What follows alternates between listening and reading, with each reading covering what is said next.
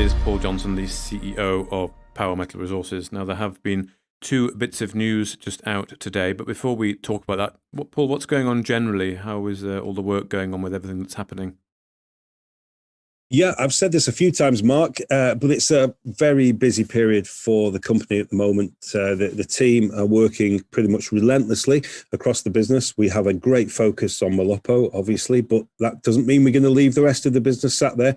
We're working on everything. So great excitement, great bubbliness and positivity, which is what obviously you want to see as CEO of a company. Excellent. Okay. Well, let's have a bit of a catch-up as well on Molopo. Of course, everyone would want to know that. Anything you can share, the latest goings-on? Yeah, well, I noticed a couple of people have said we've been a little bit quiet of late on Molopo, and of course we have to be as we start to get towards the sensitive part of the drill program. We put some images up of the site so people can see where we are and what we're doing. We have to be very careful as we move into this phase.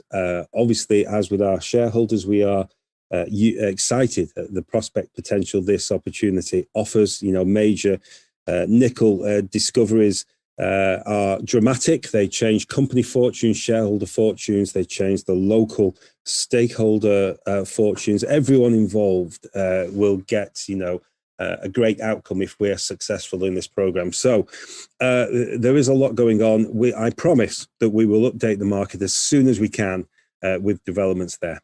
Excellent. Okay, well, let's talk about the news that's come out then today. Let's start with the first one. It's only an hour, well, not even an hour before the latest one there, but your uranium portfolio, the Athabasca Basin. So you delivered a portfolio update there.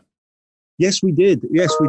I suppose you could have released a variety of different announcements from this one piece of developmental portfolio news.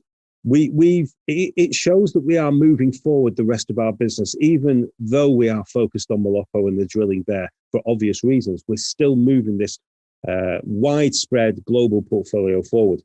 The news today had three elements to it. One, completion of the exploration program. We promised to complete exploration work. We are doing it. And we found some great prospectivity across that work that was undertaken recently. We've expanded Tate Hill, a property that we are hugely excited about. And we've increased the size of that footprint, which is fabulous news. And we've also added a further project, Badger Lake. I can assure you we don't just choose these properties because they have interesting names. We're very interested in this additional property. We wouldn't take it into the portfolio if we didn't think it had significant potential.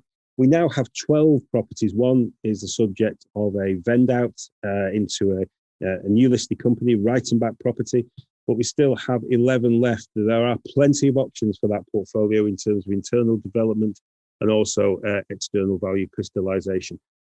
Uranium opportunities in London are quite limited. We're not viewed really, Mark, as a uranium business because we have such a widespread portfolio. We have such a deep business across so many areas. And we have that widespread portfolio because we are targeting being a large-scale, mid-tier organization effectively. There's two ways you can do that. One is through discovery, which of course is the Molopo program that we're focused on at the moment, and through other corporate work that you can build the value of the business to a tremendous level if you're in at the right time with these projects and you're crystallizing value into an upswinging market. And we think we're in that zone at the moment. We think our space, the junior resource space, is going to have a major resurgence, and we think we're perfectly well positioned. Excellent. Okay.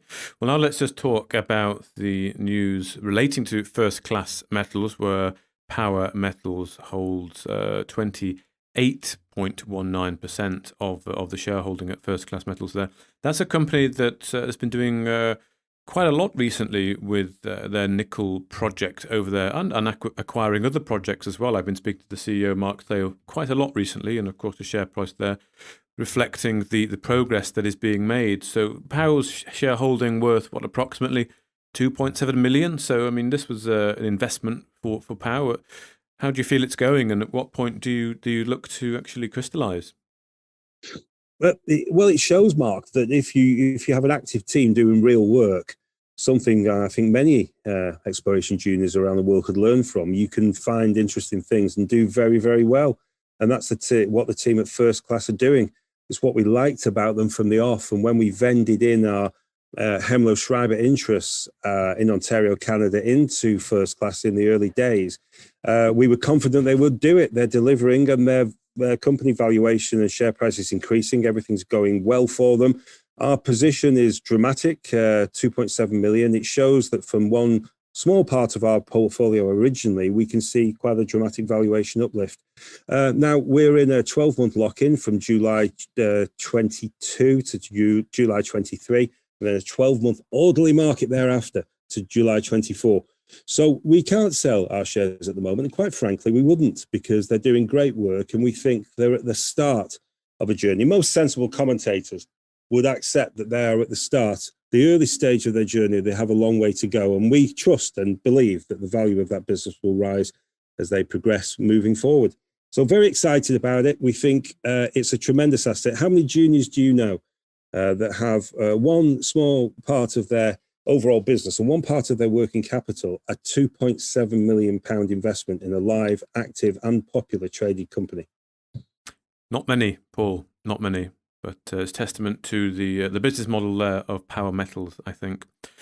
Finally, any other things you can update us on just across the rest of the Power portfolio? Anything significant going on with the other projects? Well, it is firing up on all fronts. We will be able to articulate that fully to shareholders with the upcoming quarterly report that we'll be releasing, that will give everyone a full overview of the business and what we're doing. I know that it's a very diverse company. I know people sometimes criticize us for the amount of activity.